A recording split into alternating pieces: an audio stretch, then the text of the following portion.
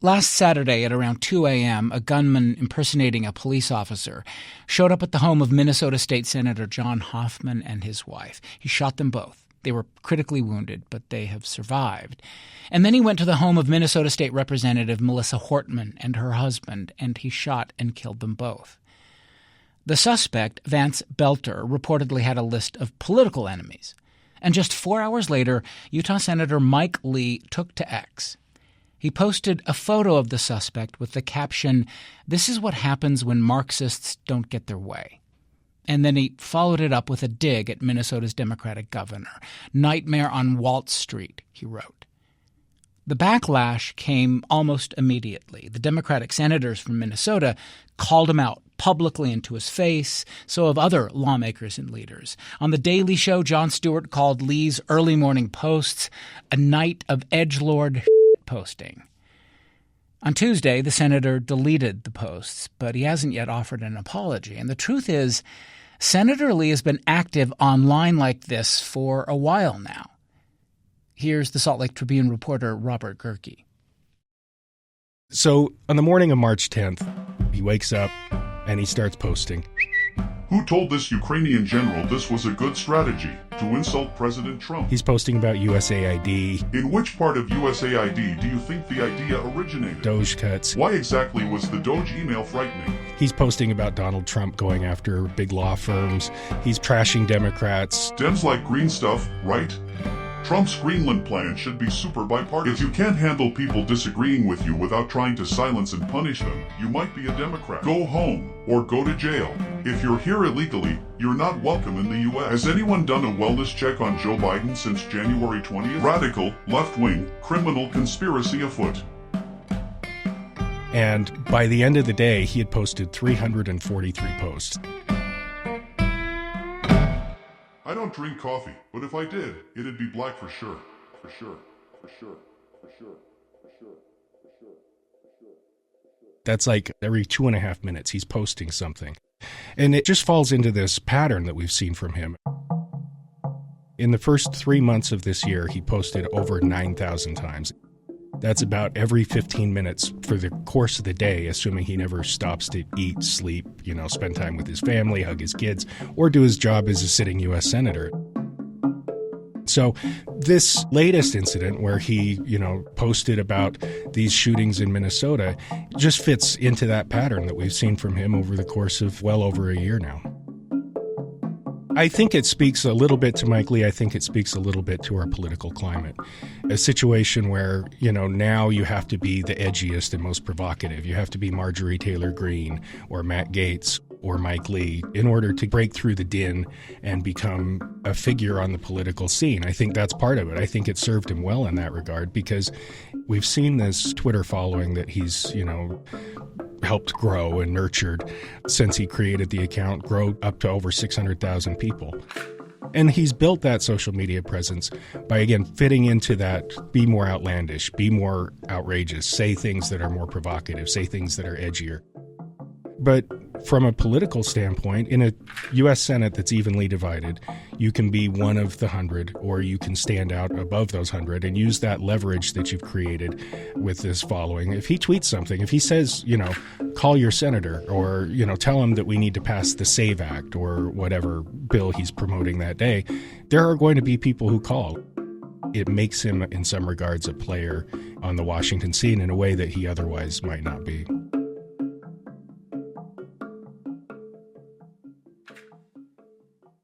I mean, the Senate has, throughout history, been renowned as the world's most deliberative body. And, he is a member of that deliberative body that has this certain amount of gravitas.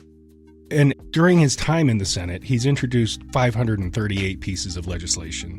He's passed 6, a couple land conveyance acts, named a post office, named a veterans center, and extended the expiration date on another law. Now, we should be clear that the way the Congress works, sometimes these standalone bills don't pass. They get lumped in. So there are other things that he's done in that time. But his focus, especially in recent years, seems to be more about being that spokesperson for the right, defender of Trump, a promoter of Elon Musk, a promoter of Mike Lee, and a promoter of, at times, right-wing conspiracy theories.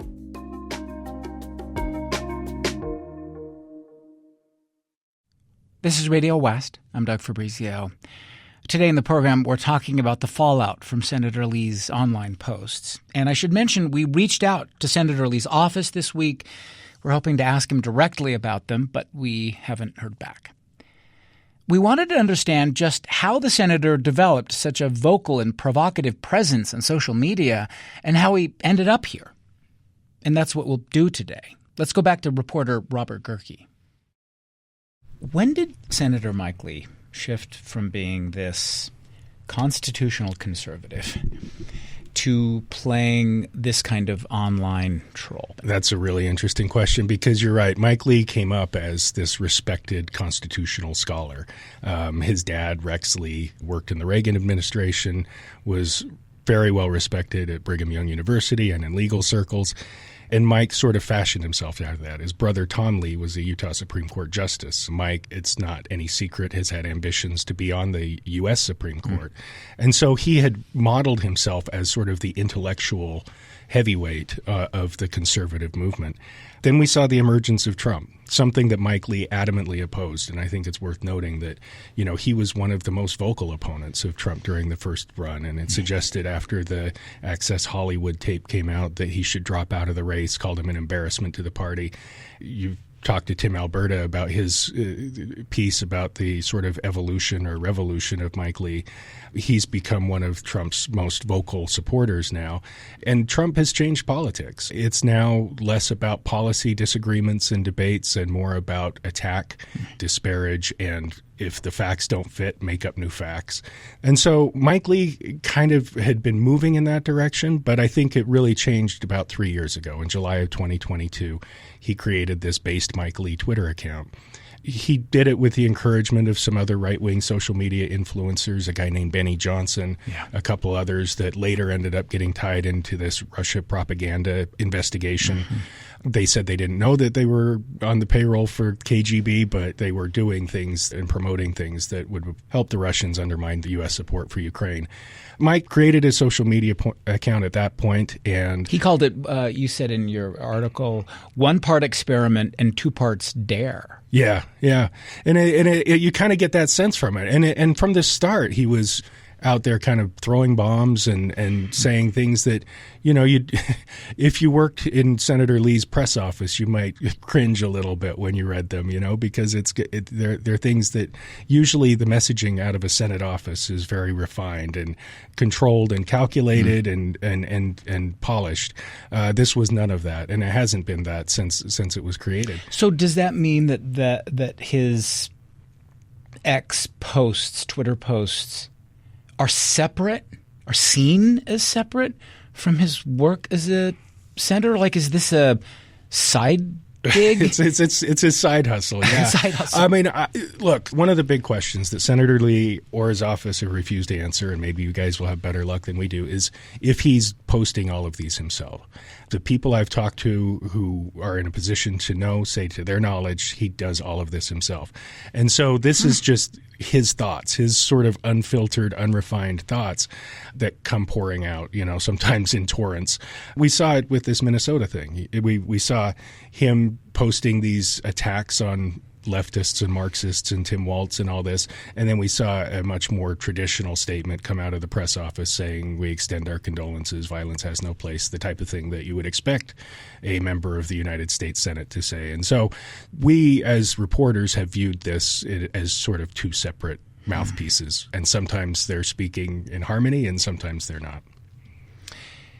On The Daily Show this week, Jon Stewart called Lee an edgelord posting. Just to remind people, what is an edgelord? Well, I'm an old man now, Doug. So, but I think generally speaking, it's somebody who just churns out memes, throws bombs, is as edgy as they can possibly be, and tries to troll. It's basically a troll, right? And it's doing it for the purpose of inciting people to get furious or to rally their supporters. But that's your job. That's what you do. It's not. Well, I guess the question for me is, like in this case, the initial idea in this particular case we're talking about was that the shooting of the Minnesota lawmakers was a Democratic plot in some way, that it was a hit ordered by Minnesota Governor Tim Walz. And the question is, does Mike Lee actually believe any of that stuff, or is it just designed for effect? Yeah, it would be hard to crawl inside the senator's head and figure out how much of it he believes and how much of it he doesn't. But given the number of times that he's consistently promoted these conspiracy theories, it's hard to think that he's just doing this for attention. I don't know if he's that desperate for attention, because that's the other thing. Senators are powerful people. They have people following them around. They have staff. They have lobbyists who are kissing their butt all the time. They have all of these political supporters. They've got adoration. And so why is he out there looking for this much more, this much more, likes and retweets and kudos from his base? When we talk about the other things he's promoted in the past, I mean, he promoted conspiracy theories that the January 6th protesters were federal agents. He reposted an obituary for Jimmy Carter when Jimmy Carter was still alive. I mean, things like this that you would expect somebody with his intellect and position to at least, double check, or he should certainly know better. And so this Minnesota thing was not the first time he's done this. It fits into a pretty well-established pattern of the types of things he posts since he joined Twitter in 2022. I won't keep asking you to get inside his head and check his motivations here, but it does seem like, I mean, you've been looking at some of the social scientists who are writing about the effect that it has on a person to keep getting attention. I mean, it seems like this thing kind of builds on itself. The more provocative thing you say, the more attention it gets, the more that inspires you to keep going. Like, what can you say about that? Most of the time I've written about this, I've written about it from what does this do for Mike Lee politically? What is the political dynamic of it? But I think there's been a lot of research done on how when you get those likes and retweets and you see a tweet or a social media post go wild, it's a shot of dopamine in your brain, right? And you want more of that and more and more and more. Plus, I think that the way that social media is designed, the algorithm is going to start pumping more and more of that into his phone, and also more of his posts into other people who read those. And so it's just going to kind of snowball on itself. And then you get more of that dopamine hit, more and more. Again, I am not a therapist, and I can't say that is what is happening with Senator Lee in particular. But there's some well-established science that does drive, and a lot of the research has been done around young people, but adults' brains are generally speaking similar, and so I think there is a pretty compelling case to be made that is at least part of what is driving this. Plus, again, political power is also an aphrodisiac, and I think it sort of builds on itself. So set aside dopamine hits for a minute, and set aside the desire for sort of political influence. How much money is he making on all of this? Well, that's a really interesting question, and the short answer is right now we don't know.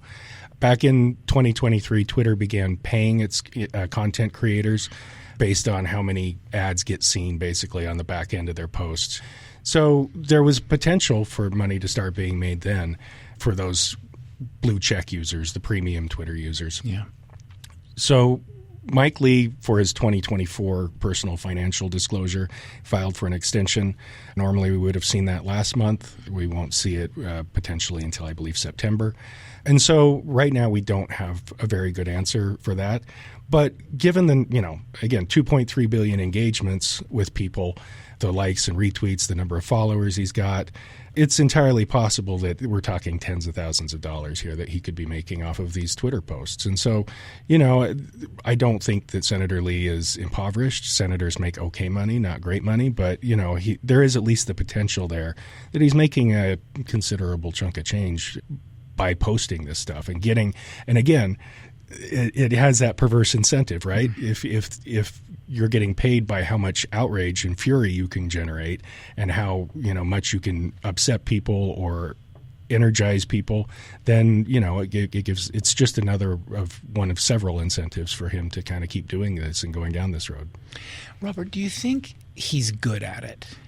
And I'm not sure even how you measure that. It's such a kind of subjective sort of way of analyzing something like that, but it seems like you have to have some kind of – it's not charisma, I guess, but wit or cunning or incisiveness or something to get so many people to respond. The funny thing is people have a perception of Mike Lee that he is – well, I've known him for more than 2 decades, and he does have a sense of humor. So he is fairly clever. He can tell a joke. He can think on his feet. And people may not want to hear that, but it's true. So I think in that regard, he's good at it. He's good at it in the sense that he has built these relationships with people like Elon Musk, who have a huge, profile, and people like Libs of TikTok, which is an account that has a big right-wing following. He'll piggyback on some of their stuff. They'll amplify each other. People like Benny Johnson, they'll amplify each other. And then he picks these issues du jour that are currently trending in the Fox News InfoWars world and piggybacks on that. So I think he has a good sense of what is generating outrage at that moment. And he has a network of people who they amplify each other's posts and interact with each other, and it generates more heat. And sometimes he posts stuff that is kind of clever. He posted this whole thread earlier this year called Letters of Marque, which was going to be, he was trying to convince the president to issue letters of marque, which would allow him to deport people, as it was used against pirates during the 1800s. He posted this whole thread called Letters of Marque, which was this sort of fake romance novel set in the Constitutional Convention era, and he had this little AI cover for it, and it's nerdy. It's kind of right in Mike Lee's wheelhouse, right? It's kind of nerdy, very political, a little pointed, but also at least mildly entertaining for some of the people who might follow it. It makes me wonder if you have to tweet at Donald Trump. Yeah.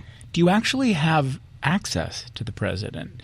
Like, what's his relationship like with Donald Trump? I mean, I think there were some questions early on about, gosh, will Mike Lee be Attorney General? Yeah. Is he on the short list for Supreme Court? Now, Trump has run afoul with the Federalist Society. Mike Lee's a big Federalist guy. Like, what do we know about the relationship between Trump and Mike Lee? Yeah, obviously going from the turbulent beginning, it has improved considerably. There was discussion that he was on the short list for the Supreme Court vacancy that Amy Coney Barrett got. Lee is one of the most reliable supporters of the president. We have to keep in mind tweeting at the president doesn't actually do much for you because he's not on X. He's on his own Truth Social platform. Yeah. Mike Lee has the president's phone number. We know that because on January 6th, the president accidentally called Mike Lee. So I think that, they do have a relationship. The president knows that Mike Lee is going to be a reliable supporter on pretty much everything he does. And he's kind of a bulldog too, and so I think that their relationship is symbiotic in a way. The president can rely on Lee, and Lee can get more attention and likes and retweets from the president.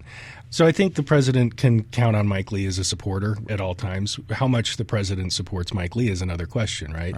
Mike Lee did not get the Supreme Court nomination that he wanted so badly. He did not get the Attorney General post, and so does the president carry a grudge for the criticism that Lee heaped on him before?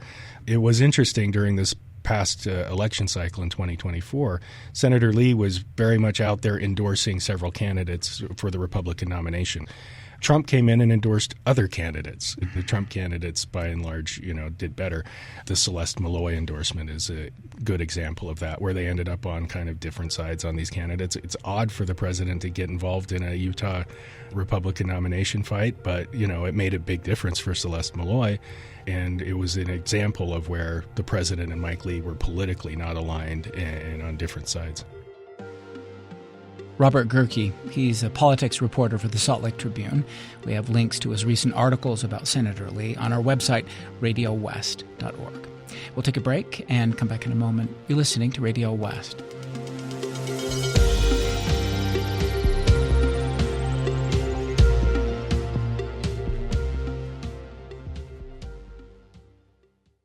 This is Radio West. I'm Doug Fabrizio.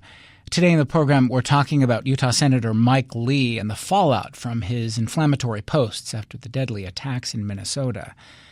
Lee has been leaning into the far-right online world for a while now, firing up the outrage merchants and the right-wing culture warriors. And we're trying to explain this strange transformation from him being this conservative scholar to now this online edgelord. I should mention we reached out to Senator Lee's office to ask for an interview or a statement. We haven't heard back. We've been talking with the Salt Lake Tribune reporter Robert Gerke. What was the reaction? How do you describe the reaction to – because Mike Lee has ended up in the national headlines. It's a conversation right now. It's been described in all kinds of ways. Vile has been one of them. What has the reaction been? Yeah, I mean, for people who have followed Mike Lee's Twitter account on a regular basis, it wasn't necessarily shocking. But this definitely did make national headlines because you had his colleagues in Tina Smith and Amy Klobuchar not really holding back on their disgust with this. You had Republican state lawmakers in Minnesota who, are aligned with him politically perhaps, but thought that this was way over the line. The letter that Senator Smith's deputy chief of staff wrote to him was very pointed, where he said, have you no decency? There was a line in there about the pain he's caused and the lives he's impacted for this family who lost their parents. Is this a win for Team Lee? Is this a good day for your office? Have you no decency? It was a scathing letter. I don't think that a letter from a deputy chief of staff is even going to register for Senator Lee, but I think the criticism from his colleagues probably does. And we saw him take down some of those posts, not all of them, but some of them. And it made national news, like you mentioned. The Jon Stewart called him out for it, and he was on CNN. He was everywhere. And not in the way that you want to be getting attention for your political service. Well, right? That's the question then, though. Does Mike Lee perceive this as having gone too far? Does he see it as a kind of a misstep in any way, as far as we can tell? Well, I mean, you probably saw the video of him refusing to answer reporters' questions about it. He's not issued an apology. He's not tweeted an apology publicly. I mean, maybe he's apologized to people privately, but so we have no sense of whether or not he thinks it crossed a line of decency. I mean, I think we have a sense that he acknowledges that maybe it went too far and that it hurt some people because he did take some of it down. But it isn't going to stop him because we've seen him do this sort of stuff before where he gets called out for things and has to take it down. Not perhaps to this scale or this level, but, I mean, it's one of those things that he's built this reputation by doing this, and I would be very surprised if it even impacts the way he interacts on Twitter or X in the future at all. When Mike Lee sends out an X post, a Twitter post, is he at all speaking to Utahns? He has a constituency. Yeah. I mean, he has a base. Yeah. So the political scientists I've talked to about this say that he has multiple audiences when he's posting on X.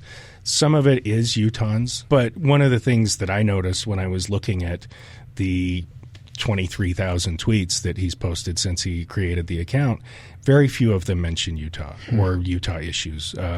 Sometimes he does. Sometimes he talks about this proposal he has to sell off public land to build affordable housing or build housing or build on, so sometimes he does. But and some of the issues he talks about, the SAVE Act, voter identification legislation that he's been promoting, that resonates in Utah as well, I think. But by and large, a lot of this stuff is not Utah related. He's talking about making Greenland the 51st state, and he's talking about, defunding our support for Ukraine and defunding NPR and PBS and all of this. There are people in Utah who care about that, but it's not Utah-specific issues.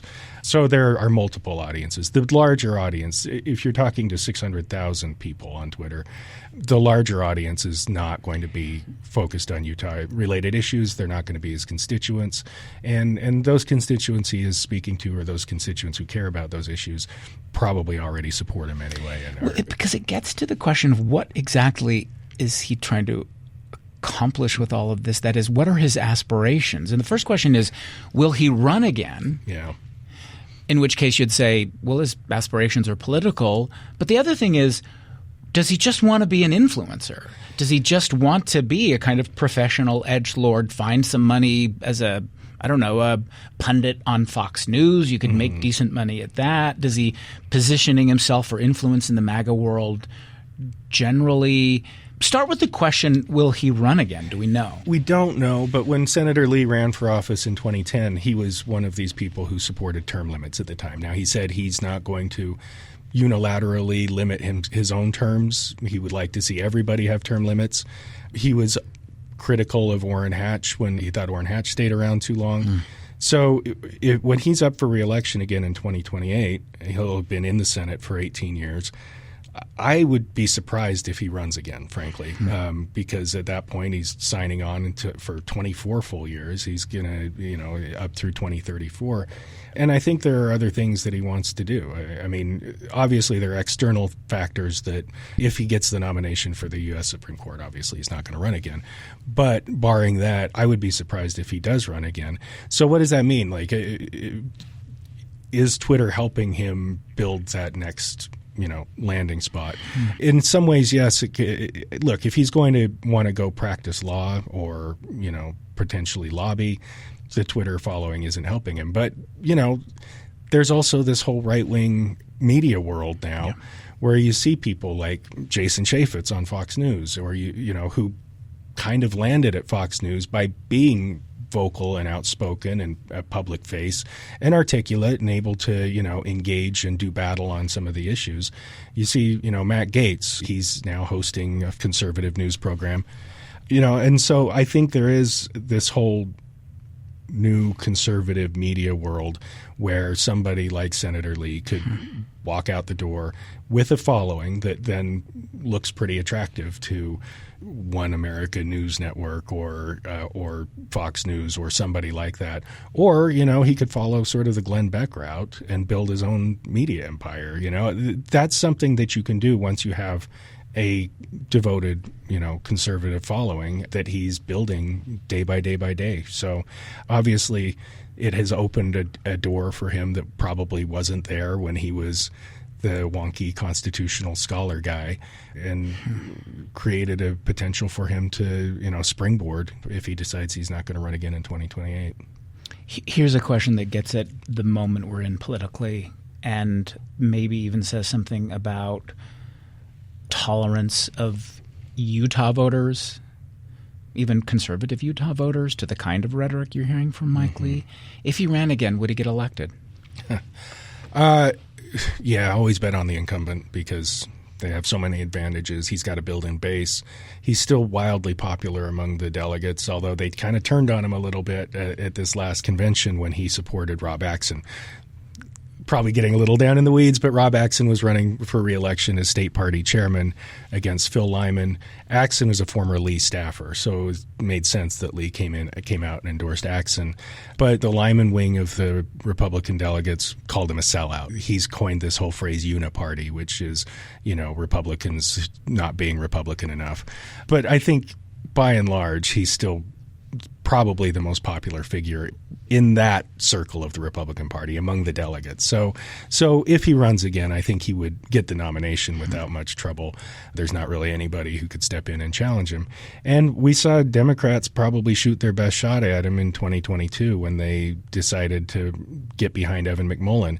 What we also saw then, though, is that Evan ran a fairly tight race with Senator Lee. And I think that kind of points to what you're getting at in the question, is that there is this undercurrent of moderate Republicans and independents who see this kind of diatribe from Senator Lee on social media and see how much he's doing it. Like I was kind of shocked when I was looking at his numbers from last year. I took the three other most sort of outspoken political social media users I could, Democrat Nate Bluen, Governor Spencer Cox, and Senator Todd Weiler. The three of them combined were tweeting less than Mike Lee. And so, they see how much he's doing, and it's like, wait, is this guy doing his job? They look at the tone and the tenor and the rhetoric. It's abrasive. It's very Trumpian, and it kind of doesn't sit well with some of these people. And I've heard from a lot of these people who are kind of fed up with it. They don't want to say it out loud, but, they kind of whisper in your ear. These are Republicans. Some of them are lawmakers, frankly, who are disgusted by what he's doing. And so he does run a risk, I think, of wearing out his welcome in some regard. But I think if he decides to run again, he overcomes that. He can raise $9, $10 million, $12 million, can use this social media following that he's created to raise that money if he needs to. And I think if he wants to run for re-election in 2028, he's safe. If he has other aspirations, then I guess the following helps him there too. It's been such an interesting transition for the senator, as we were talking about at the beginning, from this sort of constitutional scholar to now this edgelord on the internet. Here's the final question. Is this just who Mike Lee is now? I think one of the real interesting things about Tim Alberta's piece on Mike Lee is I don't know if Mike Lee knows who Mike Lee is. I think that was the biggest takeaway from it. I think he aspired so long to be a respected legal mind like his dad, and now he aspires to be a respected and feared and adored figure like Donald Trump. I'm not sure who he is. I mean, he wants that approval. He wanted the approval from his father and from his political followers, and he wanted to be respected in that regard. It's hard to think of people who should have more respect and have more adoration than a United States senator. But it seems like it's not enough. I don't think this is going away, this element of his Twitter persona. And I think it's kind of telling because in the midst of posting these posts about Minnesota, he did post this Father's Day post about how much he misses his dad. And so I think that's the kind of the duality there. Is he this constitutional respected scholar, which he still has those chops, or is he now the edgelord that Jon Stewart and others see him as on social media? Robert Gehrke, thank you very much. Thank you. Robert Gehrke with the Salt Lake Tribune. We have links to his recent articles about Senator Lee on our website, radiowest.org. We'll take another break and come back in a moment. You're listening to Radio West.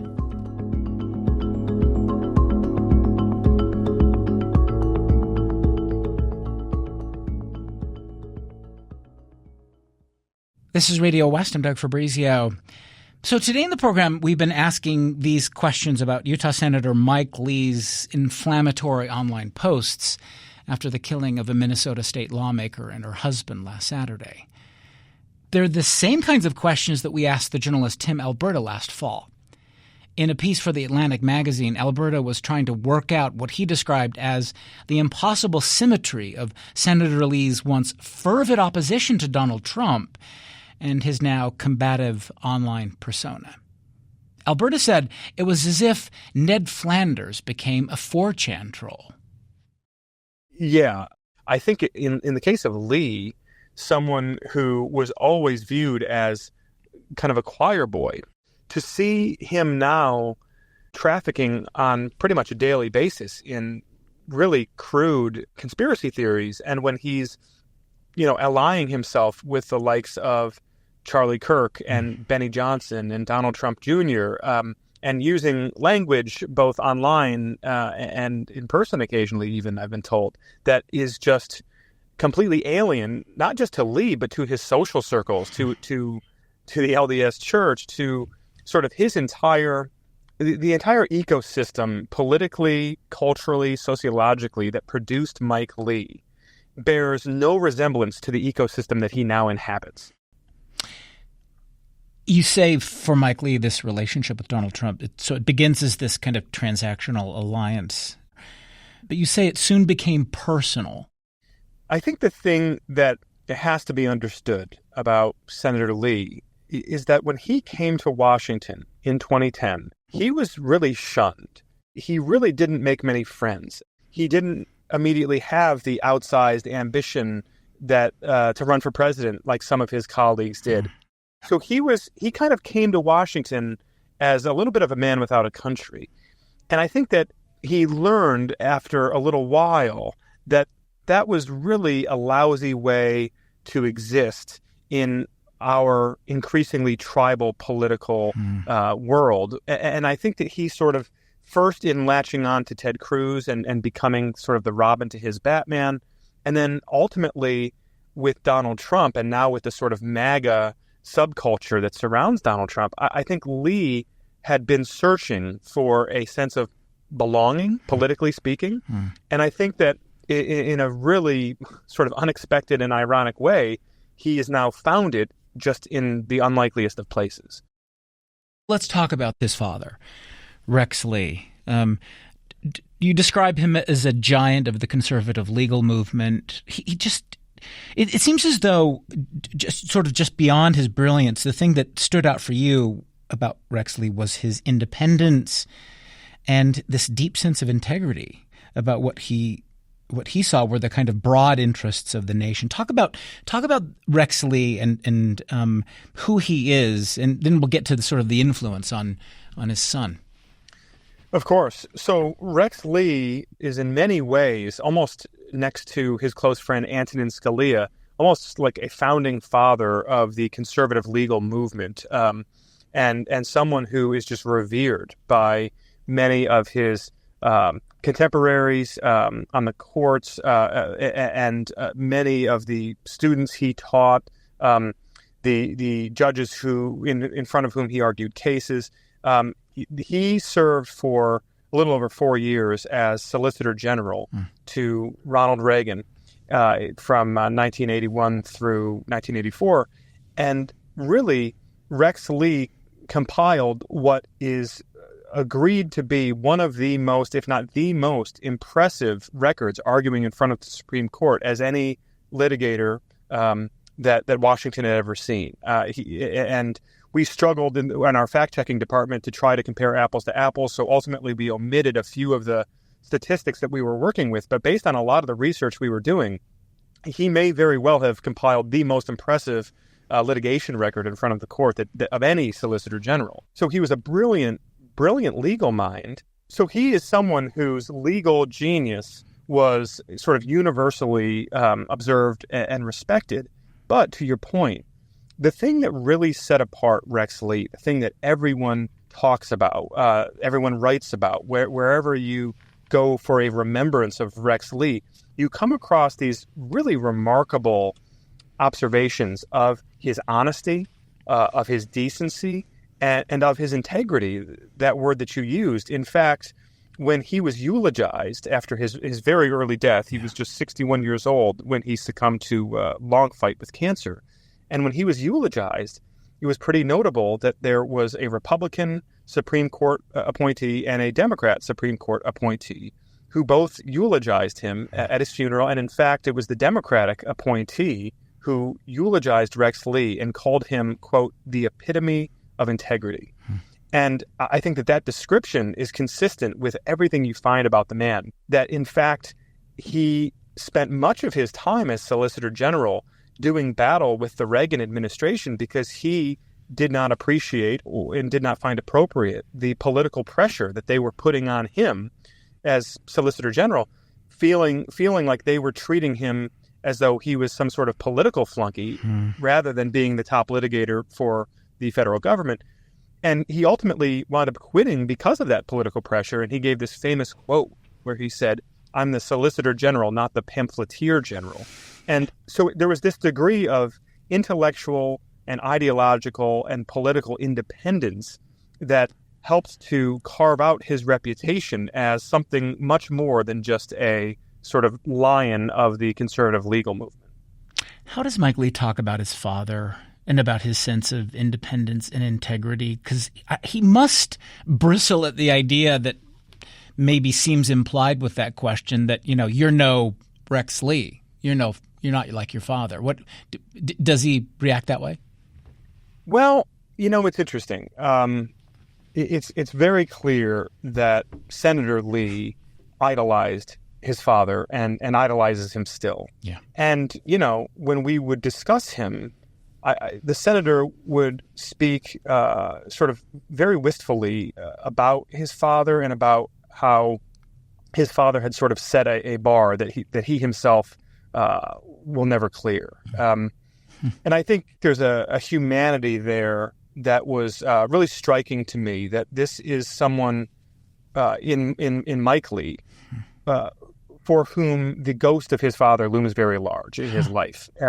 To lose him at a very young age and to, I think, wrestle often, as he told me he does, with how his father might be thinking about the sort of moment that we're living through now. And of course, to be wrestling with that against a backdrop of a lot of your one-time friends and allies sort of calling you out and criticizing you, saying that you have given in, that you are guilty of doing exactly the thing that your dad never did, which was sort of caving to political pressure and turning into this sort of tribal political machine player. And I think that probably weighs on him a great deal. And it's hard to know what he's thinking in his private most moments, because I noticed on a few occasions he would sort of catch himself and kind of get his guard back up.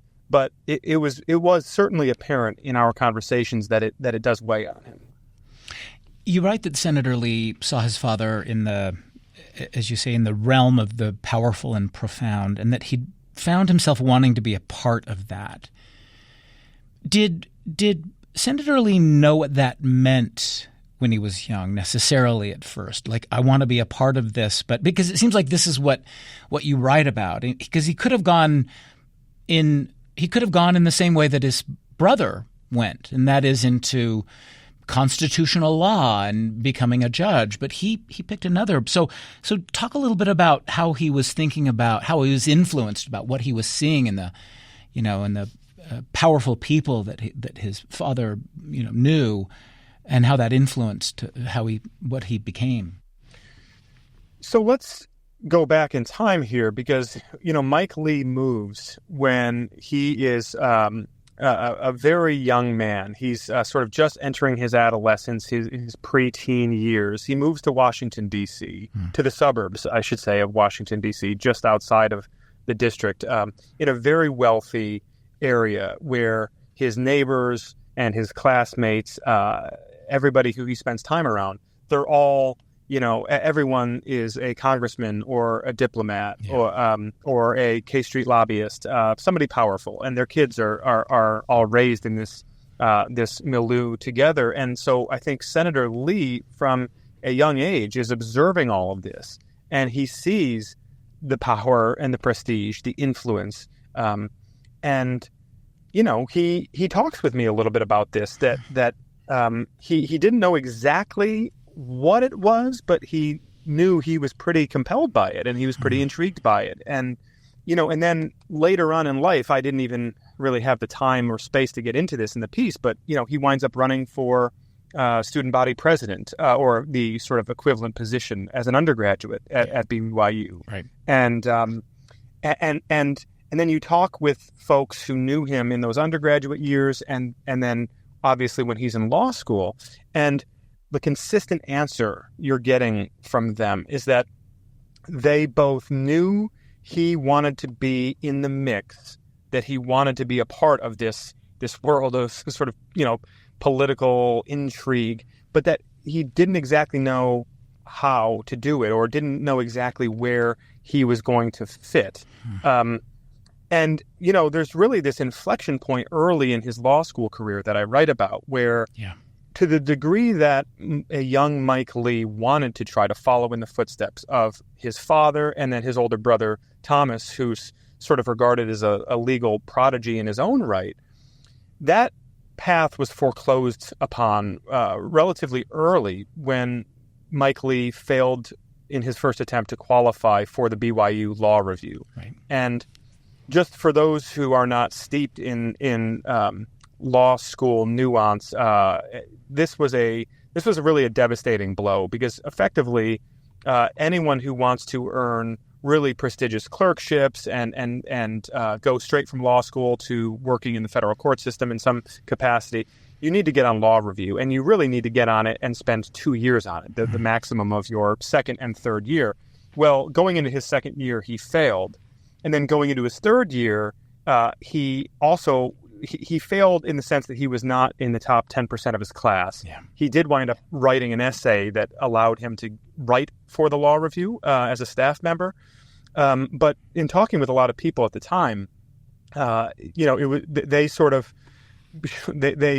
they all came back to the same conclusion. And again, many of these are people who like Mike Lee quite a lot. They said, Mike was a good student, but not a great student. He was he was going to be a good lawyer, but never a great lawyer. He was not his dad. He was not his brother. And I think that he knew that seemed to be the overwhelming consensus, is that he himself, as a young man, kind of understood some of the limitations that existed there, and that sooner or later, he was going to have to try to strike out on his own, maybe doing something else, and that politics could be that off-ramp from the legal world.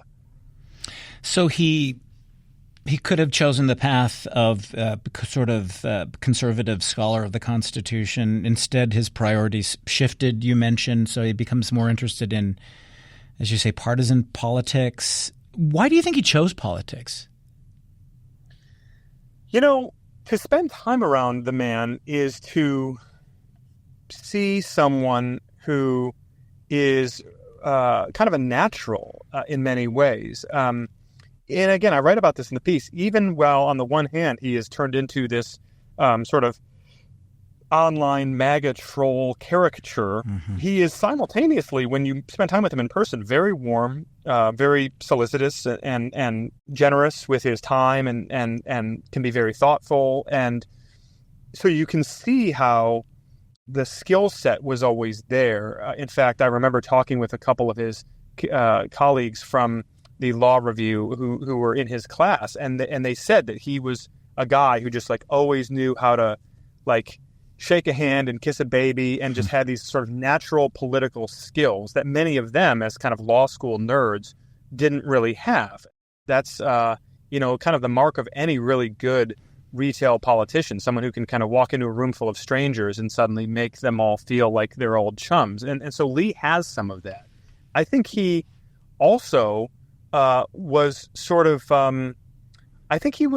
he became a little bit seduced by the platform that it would provide, because if you listen to some of the stories told about the years before he went into politics himself, running for Senate in 2010, he had worked for Governor John Huntsman as his general counsel, and he was sort of traveling the state and getting to know a lot of these Republican power players, and sort of finding his way in partisan politics. And by all accounts, he really loved it and was really enamored of it in a way that I think kind of tipped his hand early. A number of people told me that by the time he wound up running for Senate a couple of years later, that they were not at all surprised, because they could sort of see that he'd been bitten by the political bug. You point out in the piece the idea that nothing has changed about Mike Lee is the least satisfying and the most revealing. So what do you think happened? Did you come to any kind of conclusion? What happened to Mike Lee to make him turn? The Republican Party has changed in really historic, significant ways. And I think in order to keep a seat at the table, Mike Lee recognized that he had to change with it. He saw what happened to friends of his, people like Jeff Flake in the Senate or Justin Amash in the House of Representatives. He saw that their continued opposition to Trump and their convictions cost them their careers. And I think in the case of Mike Lee, he values his career. He values this influence that he has. And I also think there's a part of him that just really was desperate to have an identity and a following and a brand that was all to his own. He saw a chance, perhaps, with the MAGA movement to kind of carve out his own niche. And he has. If you look at these alliances that he's built with, Elon Musk and others, when you look at his social media following, when you look at the sort of celebrity that he's created for himself on the far right, there's no question that he has kind of achieved this thing that he always wanted. The only question is, at what cost? Tim Alberta. He's a staff writer for The Atlantic. He joined us last fall for a conversation about his piece, Why Mike Lee Folded. We'll put links to that article and to our conversation on our website, radiowest.org. Radio West is a production of KUER. You can subscribe to the show wherever you get your podcasts. You can find us on YouTube at KUER 90.1 or Instagram at Radio West, or you can email us at radiowest@kuer.org. The program is produced by Benjamin Bombard and Tim Slover. Kerry Watson is our executive producer. I'm Doug Fabrizio.